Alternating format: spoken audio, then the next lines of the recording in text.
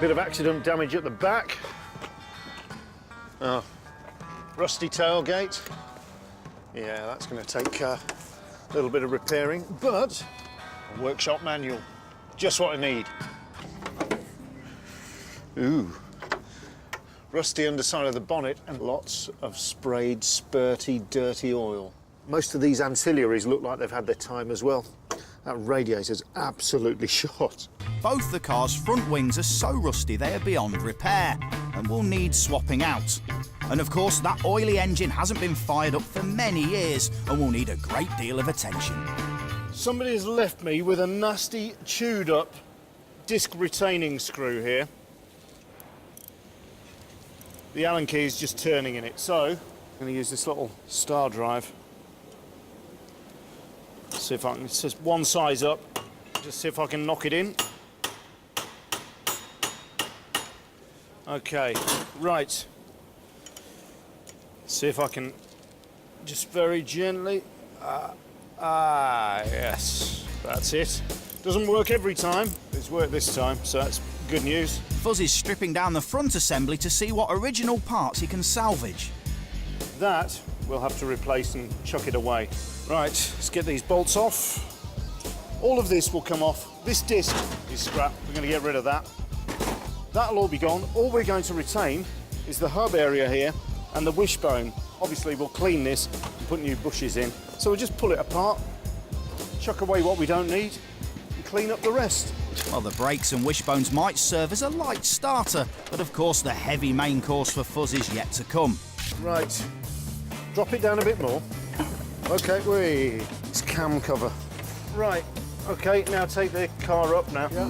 This 1,588cc four-cylinder engine was what gave the GTi its bite. Fed by Bosch K-Jet fuel injection, it could manage a respectable 110 brake horsepower. That was, of course, if it wasn't gushing oil everywhere. Engine out. That leak that Fuzz spotted earlier could mean something worse than just worn gaskets. So Fuzz strips the engine back to try and find the source of the problem. But it's not great news. Right. What are you doing? Why have you stripped the engine? Because it has been pushing oil out of every single little orifice, every seal. And I tell you what, these bores are really worn. If you feel down there, just watch you don't cut yourself. It's Fuzz, that OK, stepped. no, I agree with that, right? But you don't have time to do this engine. But we have to build. I'd like to make sure it's done properly. Besides that, who else is going to do it? With the engine rebuild now complete, it would be nice to think that it would soon go back in the car.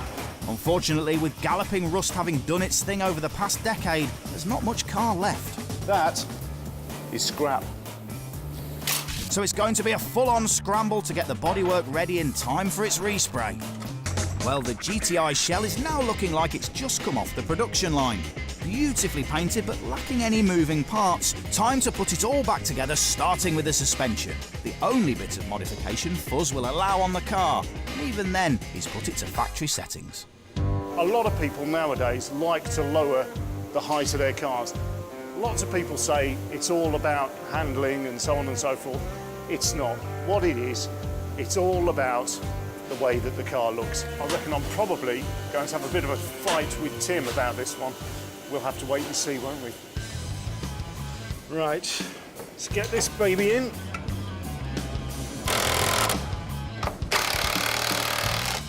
Tell you what, actually, this is quite a nicely put together car. Good German design. Hitting it with a dead weight hammer to get the front bush lined up. Right, just the top one to tighten up now. Right, that's that sorted. Perfectamundo. So with the four corners fitted, time to start on that gaping empty engine bay. Keep it coming. And as you'd expect with efficient German engineering, it doesn't take long to get that 1600 engine back into place. That's it. Boy, not too far. OK, crane out. All right. And once the engine is fitted, on goes the exhaust, followed by those shiny replacement wings.